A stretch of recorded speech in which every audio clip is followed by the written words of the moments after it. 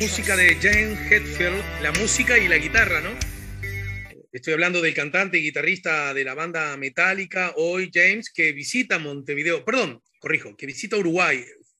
Tengo entendido que particularmente Punta del Este, de forma relativamente asidua, hoy está cumpliendo 58 años y se suma a la música de Nito Mestra, quien estábamos escuchando, y también más adelante vamos a escuchar al gran Tony Bennett, este cantante norteamericano de Queens, una de las voces máximas de Sinatra decía, el mejor de todos nosotros, ¿no? Hoy está cumpliendo 95 años. Señoras, señores, aquí estamos poniendo la mañana en camino y alguien infinitamente más joven que el amigo Bennett y que todos los aludidos, ¿por qué no? Vamos a recibirlo, hacemos con mucha alegría, con mucho gusto, al arquitecto William Rey. Él es el director general de la Comisión de Patrimonio. Ustedes saben, William, entre otras cosas, es arquitecto, pero también es doctor en Historia del Arte, magíster en Instrumentos de Gestión de Patrimonio Cultural y de Museos. Bueno, tiene una experiencia inmensa, gigantesca, que implica distintas áreas del patrimonio, del arte, de la arquitectura, dentro o fuera del Uruguay, en ámbitos privados y públicos, y ahora nos ayuda a poner la mañana en camino. Buen día y bienvenido, William. Buen día, ¿qué tal, Alejandro? ¿Cómo andás? Bien, con mucho entusiasmo de conversar con vos y con entusiasmo del motivo que nos convoca y tiene que ver con que la UNESCO decidió ingresar a su lista de patrimonio mundial la iglesia de Atlántida, la Cristo Obrero del emblemático y referente Eladio Dieste, lo que en sí mismo, bueno, implica un manojo de observaciones y de comentarios que me gustaría que empezaras a desglosar y a compartir con todos nosotros. No se nos va la mano en el entusiasmo a propósito de esto. Es justo porque es digno de entusiasmo colectivo y lejos de cualquier tentación chauvinista, digámoslo también, de entusiasmo nacional, ¿no? Sí, por supuesto, yo creo que para el país y en alguna medida para Latinoamérica también. ¿Tenemos alguna eh, chance que nos mires a la cámara, William? Discúlpame. sí, sí, perfecto, Ahí, lo ahí. hacemos. Dale, Lo dale. hacemos. El problema es que trabajo con dos cámaras, con Usa dos pantallas. dos pantallas, está bien, Entonces, la que entendido. tengo enfrente es esta. Sí, es la que Bueno, a tiene ver, la información, sí, está bien, sí, sí, sí. Andá y eh, vení como hacen bueno, los conductores perfecto, perfecto. informativos. Usa una y Sí, otra. decía que en alguna medida es muy honroso para el Uruguay, pero también para el continente, porque todo el pensamiento, la práctica profesional de Eladio Dieste estuvo muy en relación con un mundo de dificultades, como es el mundo de América Latina, Uh -huh. y todo su sistema de estructura armada, perdón, de cerámica armada, fue pensado muy en relación con las economías locales, Claro. con aquellas economías que tenían una enorme dificultad para el desarrollo y donde, bueno, el Uruguay forma parte de esa constelación de economías con dificultades. Entonces, fue una reflexión muy en relación con la economía.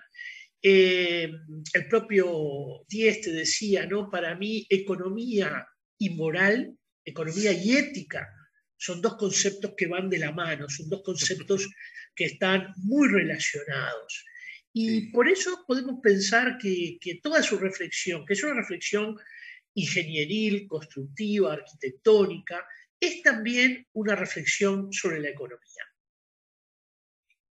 Es interesante lo que decís porque deja una vez más arriba de la mesa la convicción, bueno, algunos tenemos esa convicción, de que el conocimiento tiene sentido en la medida que logre dialogar con otros conocimientos y siempre tenga como centro al otro.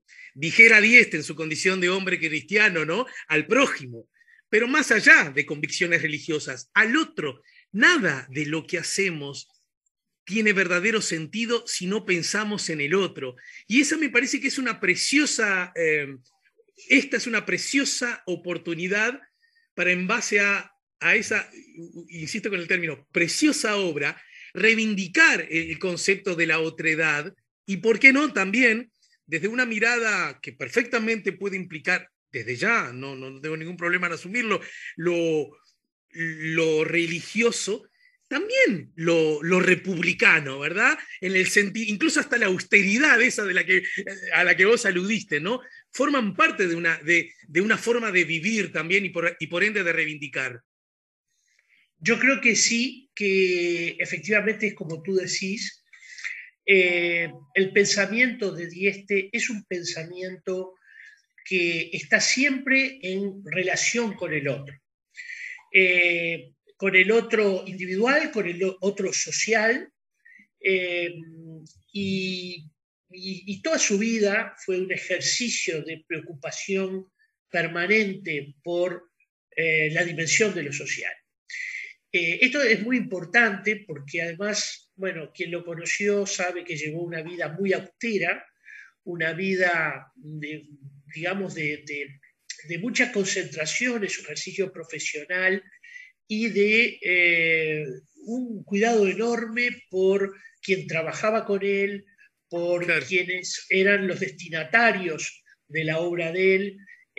Y en ese sentido, bueno, Dieste es una suerte de ejemplo, Eladio Dieste era una suerte de ejemplo de esa mirada que es republicana, pero que es también latinoamericana, que es socialmente comprometida, podríamos decir. Este es el caso de Eladio Dieste, sin duda.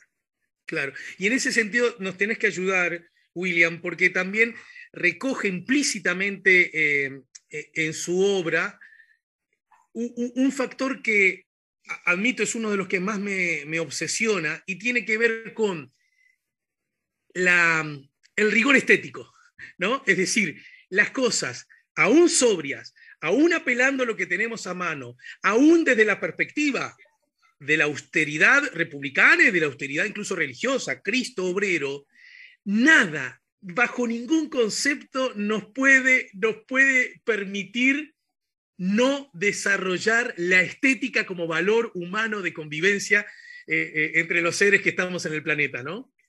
Sí, es una gran verdad lo que decís, porque a veces los técnicos ingenieros, incluso los técnicos arquitectos, muchas veces tienen que resolver problemas. Y esa resolución de problemas puede ser la resolución del problema funcional, pero con el problema funcional hay un problema de apreciación, de visión, de solución estética que tiene que acompañar esa solución funcional. Sin duda, Dieste dio solución funcional a todos los programas que atendió, a todos los programas que tuvo que resolver a través de su proyecto, pero no quedó solo en eso. Hubo una preocupación muy grande del valor estético y también, no solo del valor estético, sino también de la manera de vivir y sentir el espacio que estaba produciendo. Esto es muy importante. Toda esa generación, la generación de Dieste, pero también las generaciones anteriores, establecieron una enorme reflexión acerca del valor de lo bello, del valor de la belleza, como un valor sustentante también del valor moral. Esta cuestión que está ya en Schiller, que sigue en Rodó, que podemos verla, bueno, también es verdad que estaba en Platón, en el mundo antiguo, pero esa relación entre belleza y verdad va a ser justamente un binomio muy trabajado, podríamos decir, a lo largo del siglo XX por las distintas vanguardias, en la propia, podríamos decir, en la propia arquitectura como disciplina creativa, ¿no? Es decir, hay una verdad que reside en la belleza, pero toda la belleza no resuelve la verdad. Entonces, hay una conjunción, un equilibrio complejo entre ambas cosas. Creo que la obra de Dieste esto se da y de manera magnífica. Ayudanos ya desde una perspectiva un poco más técnica, académica, arquitectónica, democratizar un poco y generar vasos comunicantes con el público. Y a ojo de buen cubero, ¿cuáles son los elementos estrictamente, y ya dijimos que es muy difícil hablar de estrictamente por los vasos comunicantes de lo que hablábamos recién, ¿no? Pero aún así, que están presentes en esta iglesia de Atlántida, en este Cristo obrero, y si hay alguna peculiaridad en esta obra, más o menos desarrollada que en otras de Dieste, y creo que la pregunta va implícita. ¿Por qué esta de Dieste y no tantas de las otras que andan por allí? Yo voy a empezar por el final de lo que planteas. No tengo una respuesta muy clara de por qué esta y no otras. Es más, yo creo que en realidad el país tiene que ampliar la lista porque en la Iglesia Atlántida no se ve toda la capacidad enorme que tuvo el sistema de cerámica armada creado por Dieste y todas las posibilidades, no solo de producir unidades constructivas diferentes, sino también de generar espacios distintos. Entonces, la Iglesia Atlántida es sin duda la obra referencial de Eladio Dieste, la obra que quizás más se ha publicado en el mundo en bibliografías tan variadas como la alemana, la de Estados Unidos, la oriental incluso. Esta obra aparece publicada. Es una obra muy tempranera dentro de la obra de Dieste, pero es un verdadero shock, un verdadero impacto hacia lo que es la experiencia de la arquitectura moderna en la segunda mitad del siglo XX. Ahora, efectivamente, esta obra no muestra toda esa capacidad que el sistema creado por Dieste le dio a la arquitectura, o le aportó a la arquitectura, ¿no? Nosotros tenemos, por ejemplo, una cubierta que es una bóveda continua, ¿verdad? De más de una ondulación, para llamarlo de alguna manera, pero es una bóveda continua. También Dieste desarrolló bóvedas gausas, bóvedas que permiten, por ejemplo, el ingreso de la luz, ¿verdad? Como en el shopping de Montevideo y como en tantas otras obras industriales. También generó lo que se llamaban láminas, es decir, piezas planas que están conformadas por esta combinación de ladrillo y acero y que permite, bueno, que permite también otro tipo de solución, como sucede, por ejemplo, en la iglesia de San Pedro de Durazno, y donde la solución espacial es muy distinta también, donde incluso logra elementos escultóricos de una calidad excepcional. Y yo voy a agregar algo, a mí me impacta mucho más la iglesia de San Pedro de Durazno que la iglesia de Atlántida. Pero no es un tema de impacto, no es un tema de gusto, un tema digamos, de reflexiones subjetivas. Yo creo que es una obra excepcional, San Pedro de Durazno, y hay otras obras, como puede ser la Terminal de Salto, que es un verdadero canto al equilibrio producido con los mínimos recursos y donde las tensiones están trabajando al máximo, pero contenidas con soluciones muy, muy racionales y muy económicas. Podríamos seguir viendo ejemplos. La fábrica Fagar en Colonia, para mí es una de las grandes obras de Dieste, es una de las obras que quizá hasta por su contexto muy abierto, cargado de la pradera verde, del espacio verde, nos permite apreciarla bajo una dimensión que es prácticamente única. También es verdad que muchas veces Eladio Dieste trabajó con distintos arquitectos y a veces cuando ese arquitecto era muy bueno, la obra se potenciaba todavía más, ¿no? El caso de la fábrica Fagar en Colonia, el departamento de Colonia, es una fábrica que va a trabajar con el arquitecto Miguel Odriozola, un gran arquitecto también, y en esa combinación, ¿verdad?, el producto se califica enormemente. Entonces, también ahí es muy importante cómo Dieste trabajaba en equipo y podía llegar a producir obras únicas, ¿no? Y en Aun ese cuando... sentido, una pregunta que luce más casi como una curiosidad, que el otro día cuando nos encontramos con los amigos hablábamos, influenciados por la Buena Nueva, comentando esta y otras obras de Dieste, y alguien dijo, ¿y cómo es posible que hiciera esos trabajos no siendo arquitecto, no? Entonces acá te hago la pregunta que para vos es llover sobre mojado, y es, después de todo, entonces ¿se puede hacer todo esto sin ser arquitecto, o es que se auxiliaba de conocimiento específico de la arquitectura? Ayúdanos a entender eso, aunque sea de poca importancia, no sé si es de poca o de mucha. No, es de mucha importancia lo que decís. A ver, primero y antes que nada, grandes ingenieros hicieron aportes enormes a la arquitectura. Esto es lo primero que hay que tener claro. Muchas escuelas de ingeniería en Europa y en su origen también en Uruguay eran, digamos, contenían o se les incorporaban conocimientos de arquitectura, con lo cual muchos ingenieros tenían y salían acompañados de una formación en el sentido. No es el caso de Eladio Dieste, que se Sí, forma en una facultad estricta de ingeniería, pero es verdad que tiene una preocupación enorme por la arquitectura, hay un reconocimiento desde los arquitectos hacia él, y no olvidar también que en algún momento trabaja muy cerca de una figura como Serralta, que es un arquitecto con el cual él va a intercambiar muchísimo, incluso en el proceso del proyecto de Atlántida. Entonces, es un ingeniero que tiene una cultura arquitectónica, que tiene contactos muy importantes con los arquitectos, contactos permanentes, no solamente con arquitectos proyectistas, también con historiadores de la arquitectura, ¿verdad? Va a ser un individuo que tendrá comunicación con historiadores como Mariano Arana, como Ramón Gutiérrez en la Argentina, va a ser Premio América, va a ser reconocido también por los historiadores de la arquitectura. Entonces, Dieste es un individuo que está centrado en lo que produce, es un actor muy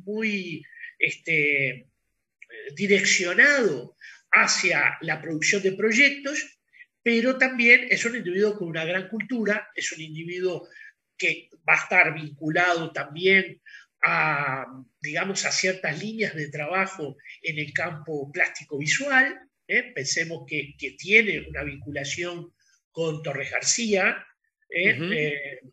Digamos, un vínculo por sobre todo con los alumnos de Torres García y con la escuela de Torres García. O sea, es un individuo donde la dimensión de estética no era un lugar marginal dentro de su formación, ni era un lugar marginal dentro de su actividad. Entonces, y volviendo al original, efectivamente creo que tiene algo de capricho esta declaratoria en el sentido de que es la declaratoria de un ejemplo sustancioso, un ejemplo importantísimo de la obra de Eladio Dieste, pero creo que lo más importante de Eladio Dieste, que es la configuración de este sistema de cerámica armada, no se ve totalmente reflejado en el ejemplo de Atlántida. Es necesario Ajá. incorporar nuevos de patrimonio, se está planteando, en este momento está en una etapa de discusión, hay que ver los tiempos políticos frente a UNESCO también para la presentación de una ampliación, pero yo creo que sería importante poder incorporar al menos 3 ejemplos más para visualizar de manera acabada la posibilidad que ha tenido este sistema y los buenos resultados aplicados en una cantidad de edificios que son muy distintos a la Iglesia Atlántica. O sea que, a ver si entiendo bien, aún admitiendo, agradeciendo y tiramos cohetes Oh, de por esta supuesto. designación, eh, corresponde incluso hasta por el rigor a la propia trayectoria del autor, decirle, y a ver si entiendo bien, la comisión va en esa dirección, lo está estudiando, de proponerle a la UNESCO es, del mismo modo que incluyeron esta iglesia, habría que incluir a 3 obras más del ingeniero. Sí, por lo menos. Eso es una cuestión que está prevista digamos, en la UNESCO, la posibilidad de ampliar, ya Claro, sea de ampliar por área o ampliar por número de bienes, que es que una vez que uno tiene ya ingresado dentro de la lista, esa claro. posibilidad está planteada, la UNESCO la tiene prevista, y nosotros, ojo, y coincido con la manera que te expresaste, yo creo que tenemos que estar muy agradecidos de esta incorporación. Creo que además incluso puede ser más fácil ampliar que ir con el conjunto total. Claro. No es el único caso. Colonia del Sacramento debería también ampliar el sistema de islas que tiene enfrente a la declaratoria, a la lista de UNESCO, es decir, la zona buffer, en una palabra, la zona de amortiguamiento, debería ser más grande y poder incorporar estas islas porque tienen mucho que contar respecto de la historia de Colonia y constituyen un elemento también que forma parte integral de la misma, ¿no? Ujú, ujú. Y esa, para que me quede claro, para que nos quede claro, estaría esas tres, me queda muy claro que todavía es embrionario, así que no exageremos, pero también seamos claros. La iglesia de Durazno y ¿cuáles otras dos? Y yo creo que la iglesia de Durazno es una, la terminal de Salto es otra, y también en alguna medida la fábrica Fagar podría En completar muy bien Colonia.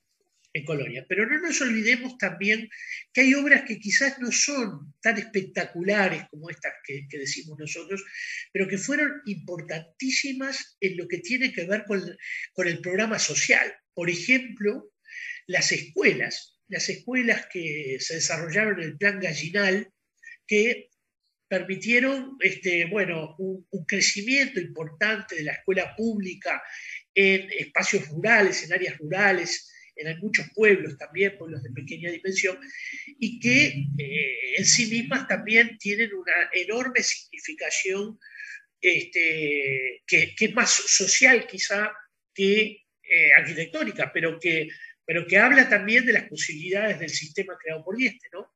Ujú, ujú. Perfecto. Y más allá de eso, William, si yo estuviera en tu lugar, no, no, lo cambio porque la formulación puede ser errónea y llevar a puertos indeseados. Quiero decir, ¿no es también una linda chance que tenemos los uruguayos por sí y ante sí con este innegable estímulo de generar acciones mucho más explícitas, de formar el paseo Dieste, que además cuando caiga la emergencia sanitaria, con la necesidad que tienen los operadores turísticos de armar cosas, de generar cosas, las ganas que tenemos de recorrernos, uso deliberadamente esta imagen de recorrernos, los uruguayos, la posibilidad de decir, hoy en el fin de semana voy con mi familia a recorrer la obra Dieste. Estoy totalmente de acuerdo, creo que ese es un producto que el Ministerio de Turismo debe trabajar muy en detalle.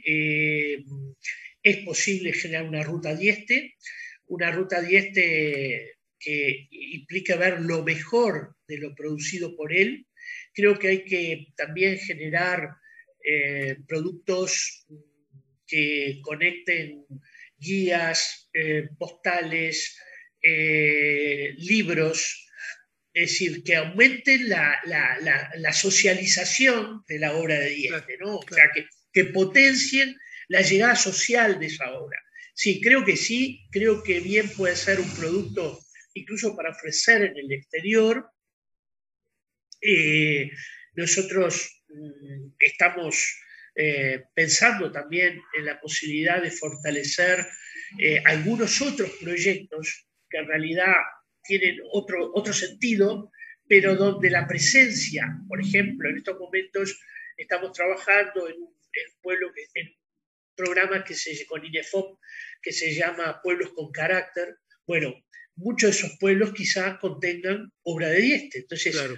pasa a ser un activo cultural, siempre lo fue, pero ahora pasa a ser un activo cultural mucho más reconocible. Entonces, incorporar esas obras al carácter de aquellos lugares que nos importan porque tienen otros patrimonios, bueno, es parte de la tarea que hay que realizar.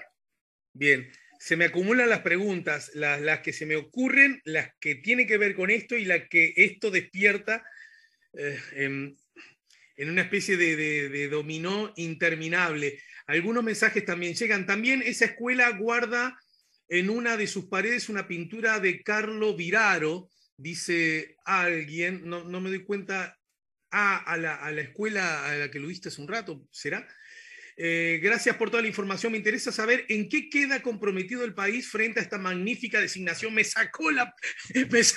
encanta esto cuando el oyente te dice lo que vos pensabas, o mejor aún cuando ni siquiera lo había pensado. Antes. Claro, bueno. Me encanta como síntesis. ¿Y aquí está? Recibimos premio, abrazo, medalla, sacamos la foto, pero también nos obliga a cosas, ¿no? Sí, no. Yo te diría, invertí esa apreciación. Sí. Nos obliga a cosas y además nos sacamos la foto y nos ponemos la medalla. Bueno, o sea, yo siempre dije, y lo he dicho en todas las radios, en todos los programas televisivos, la integración a la lista de patrimonio mundial lo que nos genera básicamente es un compromiso de conservar, de mantener, de invertir, de estudiar, de divulgar el bien. Ese es el compromiso. Y eso es, por supuesto que también es un gran honor estar en la lista que contiene los grandes monumentos de la humanidad, ¿no? Pensamos, yo qué sé, por ejemplo, la Mezquita de Córdoba, una pieza que todo el mundo conoce, cito siempre las pirámides de Egipto porque creo que tienen un impacto impresionante, pero bueno, el Museo del Prado, el parque, conjuntamente con esta declaratoria vino la del Parque del Buen Retiro en Madrid, muchos lugares que conocemos, que tenemos toda la ciudad de Brasilia, o gran parte de la ciudad de Brasilia, gran parte de la ciudad de Sevilla, todo esto forma parte del patrimonio mundial. Y allí están Colonia del Sacramento, allí está el paisaje cultural industrial Fray Bentos, allí está la iglesia de Atlántida. Entonces, para nosotros, pensar que en un país pequeño, con 3 millones de habitantes, hemos aportado 3 bienes a la lista del patrimonio mundial, bueno, quizás sea, yo diría, bastante más grande, y voy a pegar muy duro con lo que voy a decir, quizás sea bastante más grande que haber ganado Maracaná. ¿Por qué? Porque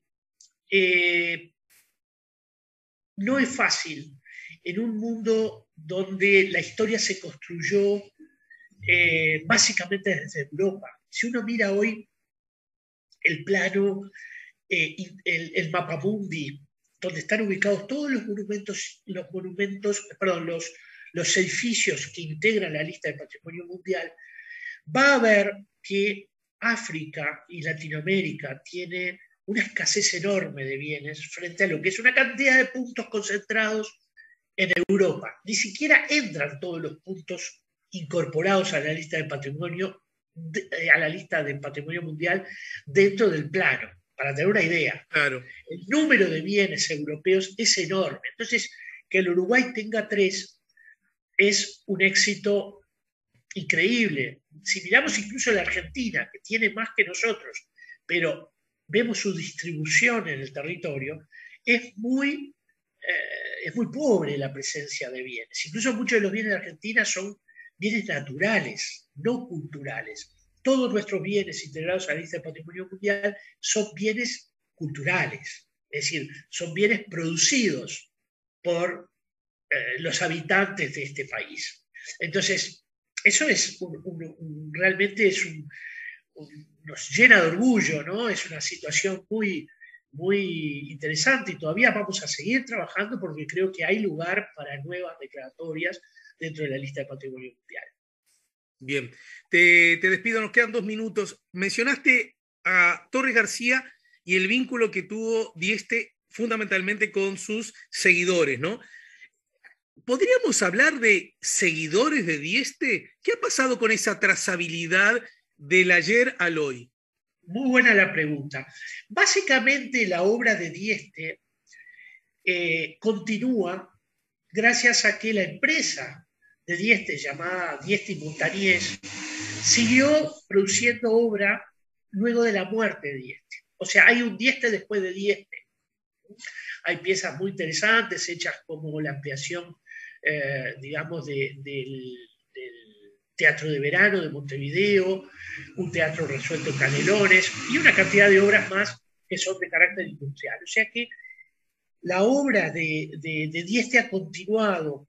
Tiene esa empresa un gran técnico, un gran intérprete también de la obra de Dieste, que es el ingeniero Gonzalo Larrambevere, y que es muy importante que el país mantenga esta empresa funcionando, porque en alguna medida también va a ser la empresa que va a permitir mejor hacer los trabajos de conservación y mantenimiento de la obra de Dieste.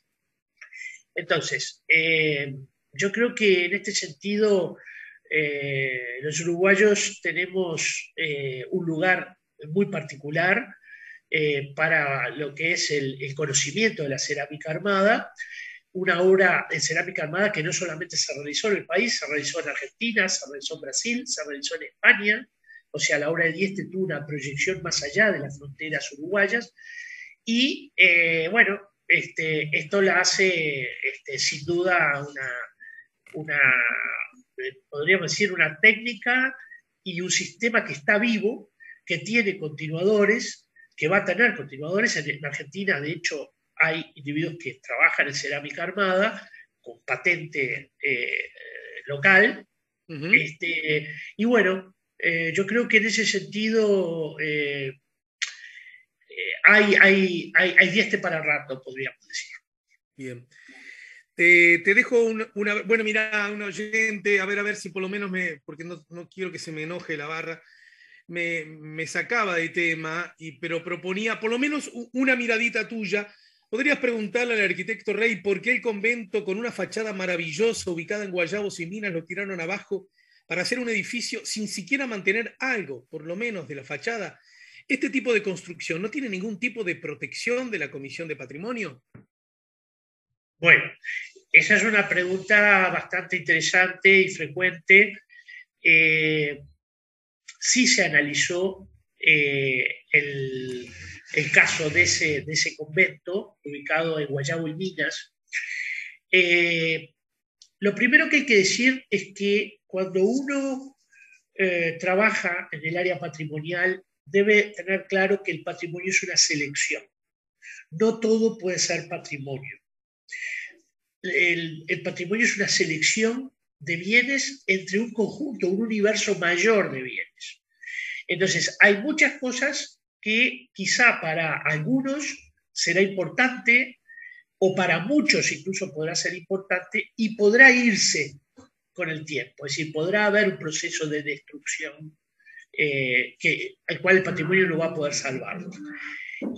Pero lo que hay que hacer, sí, y esto es importantísimo, poder movilizar, poder expresar que esos bienes importan. Ustedes, como sabrán, ha habido una escasa preocupación de la gente por eso. Yo prácticamente sentí muy poquito en redes. Uh-huh. Bueno, creo que la movilización de la gente, la expresión de la gente por un bien, ayuda mucho a su mantenimiento y a su conservación, ¿no? Entonces, nos va a pasar muchas veces esto que esta persona plantea. Yo creo que cada vez que suceda será bueno que eso deje una enseñanza. Yo muchas veces peleé por cosas que desaparecieron y no me importa haber peleado y haber perdido, pero creo que el hecho de pelear va ¿cómo podríamos decir? Va asentando una cultura de lo patrimonial. Por lo tanto, hay que hacerlo. Todos saben que yo peleé por el edificio San Rafael, que fue una pelea muy dura. Tenemos pendiente una charla sobre eso que... Lo tendremos. Y creo que estas cosas, la riqueza mayor normalmente en estas cosas es cómo creamos cultura patrimonial. Entonces, si algo se viene abajo y realmente no hay digamos, una expresión de la gente, por eso quiere decir que en realidad no tenía tanta fuerza patrimonial. El patrimonio es aquellos bienes culturales que tienen un impacto de identidad sobre la gente. Bien. Entonces es muy importante que la gente diga, paren esto. Bueno, y lo digo porque es la mejor manera de proteger. Bien. No solamente la comisión tampoco puede salir a parar toda demolición. Bien. Entonces, pero muchas veces se puede apoyar en lo que la gente diga al momento que eso suceda. Nos queda hablar sobre el Día del Patrimonio, sobre Rodó, así que sobran razones para que nos reencontremos más temprano que tarde. Te agradezco mucho, William. No, yo te agradezco a ti, creo que me gusta mucho charlar de estas cosas y aprovechar también para poder dar respuesta a preguntas y preocupaciones de la gente.